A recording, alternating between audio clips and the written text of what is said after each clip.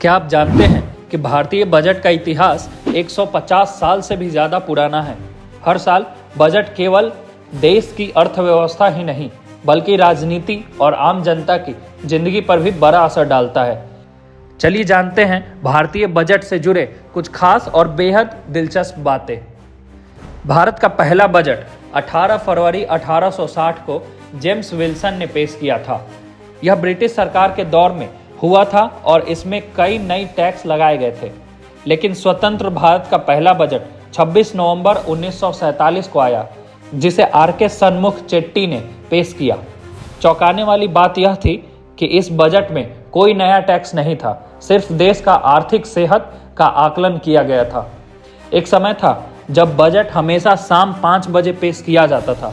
जी हाँ, 1924 से लेकर 1999 तक यह नियम था।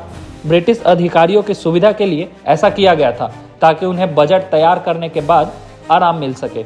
लेकिन 2000 में यशवंत सिन्हा ने इस परंपरा को बदल दिया और बजट सुबह 11 बजे पेश करने की शुरुआत की।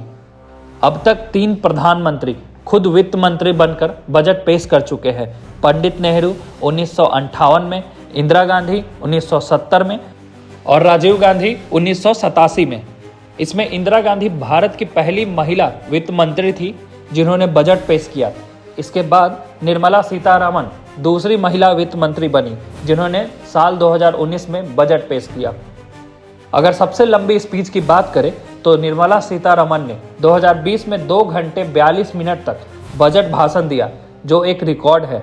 वहीं 1977 में हीरू भाई पटेल ने सिर्फ 800 शब्दों का सबसे छोटा बजट भाषण दिया था।